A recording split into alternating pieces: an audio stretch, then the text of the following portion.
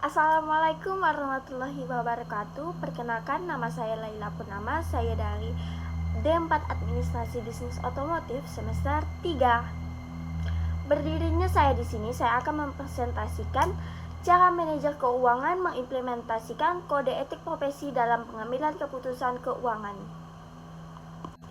Manajer keuangan memiliki peran strategis dalam menentukan arah keuangan perusahaan. Setiap keputusan yang diambil tidak hanya berdampak pada keuntungan perusahaan, tetapi juga kepercayaan investor, karyawan, dan pihak terkait lainnya.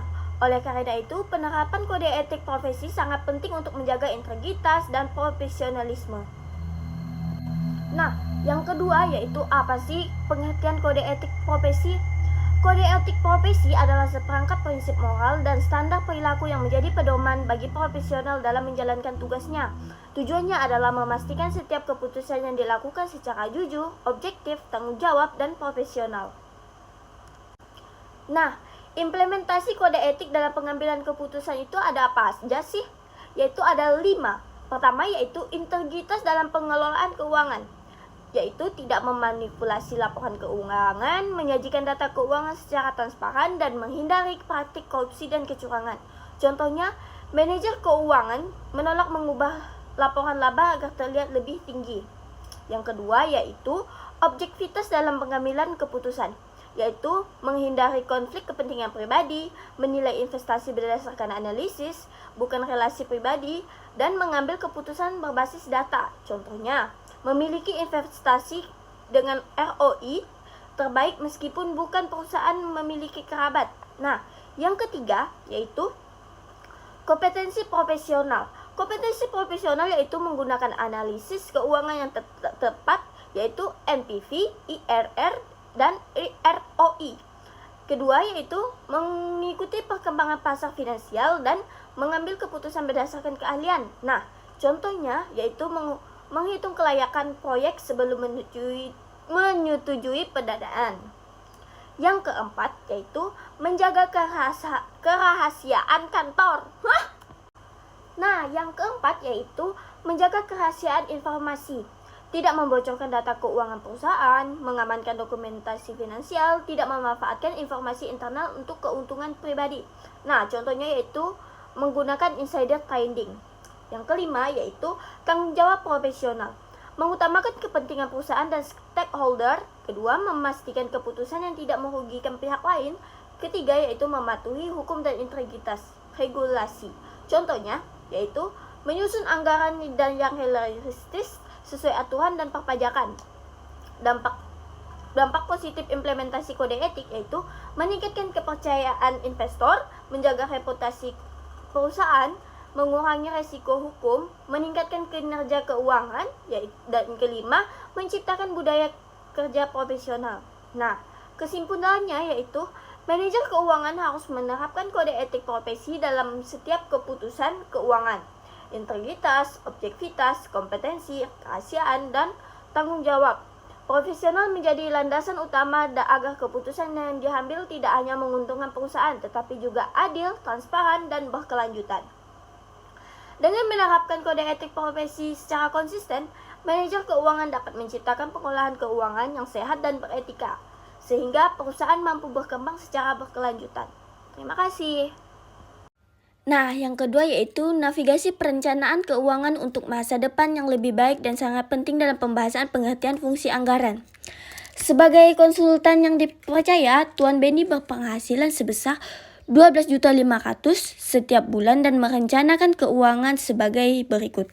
Yang pertama yaitu 35% untuk kebutuhan rumah tangga, 20% untuk renovasi rumah, 10% untuk pendidikan anak, 15% untuk dana pensiun. Sebagai konsultan yang dipercaya, kami diminta untuk membuat perencanaan keuangan lengkap dengan perincian dan aktivitas Tuan Benny.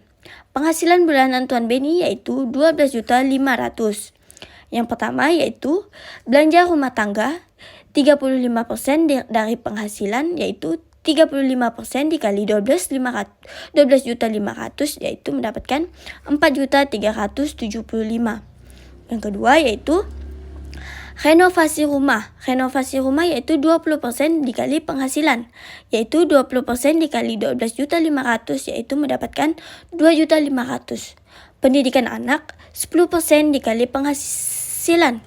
10% dikali 12.500.000 yaitu mendapatkan 1.250.000.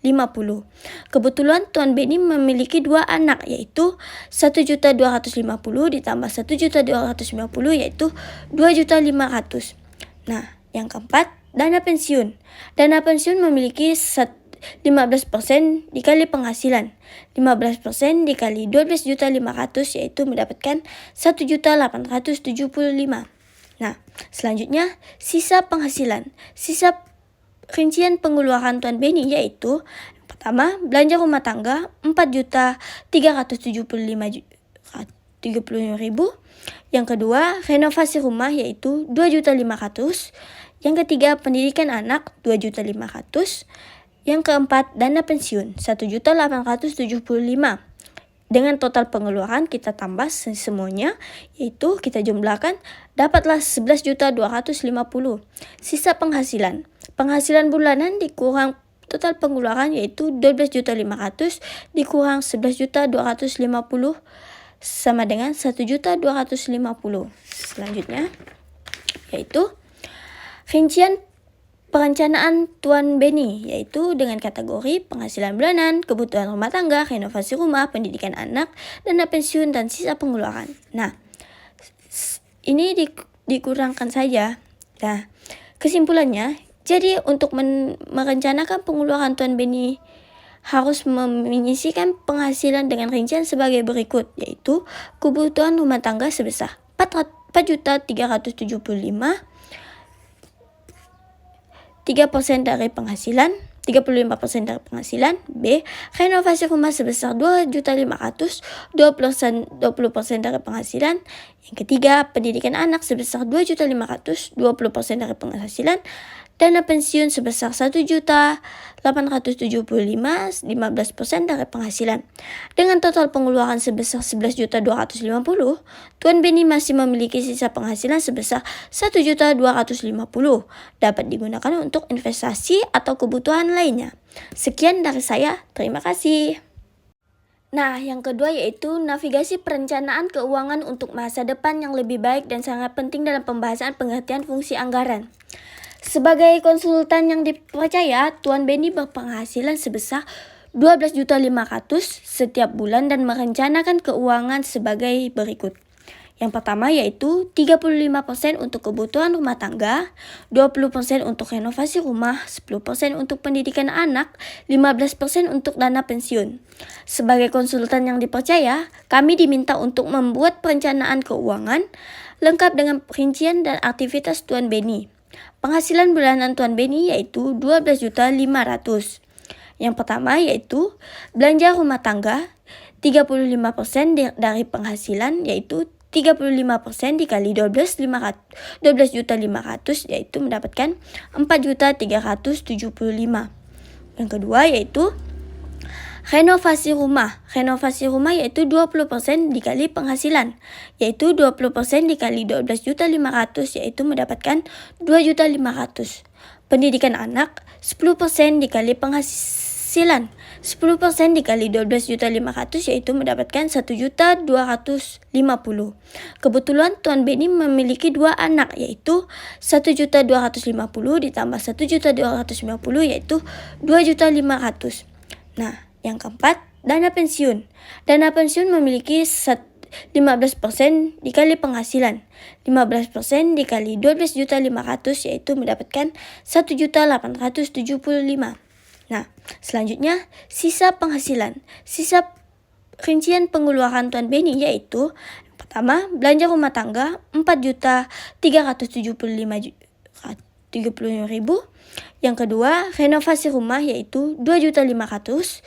Yang ketiga, pendidikan anak 2.500.000. Yang keempat, dana pensiun 1.875.000. Dengan total pengeluaran kita tambah semuanya, yaitu kita jumlahkan, dapatlah 11.250.000. Sisa penghasilan. Penghasilan bulanan dikurang total pengeluaran yaitu 12.500.000 dikurang 11.250.000 sama dengan 1.250.000. Selanjutnya yaitu rincian perencanaan Tuan Beni, yaitu dengan kategori penghasilan bulanan, kebutuhan rumah tangga, renovasi rumah, pendidikan anak, dana pensiun, dan sisa pengeluaran. Nah, ini dikurangkan saja. Nah, kesimpulannya, jadi untuk merencanakan pengeluaran Tuan Beni harus menyisihkan penghasilan dengan rincian sebagai berikut, yaitu kebutuhan rumah tangga sebesar 4.375.000, 3% dari penghasilan, 35% dari penghasilan. B. Renovasi rumah sebesar 2.500.000, 20% dari penghasilan. Yang ketiga, pendidikan anak sebesar 2.500.000, 20% dari penghasilan. Dana pensiun sebesar 1.875.000, 15% dari penghasilan. Dengan total pengeluaran sebesar 11.250.000, Tuan Beni masih memiliki sisa penghasilan sebesar 1.250.000, dapat digunakan untuk investasi atau kebutuhan lainnya. Sekian dari saya, terima kasih.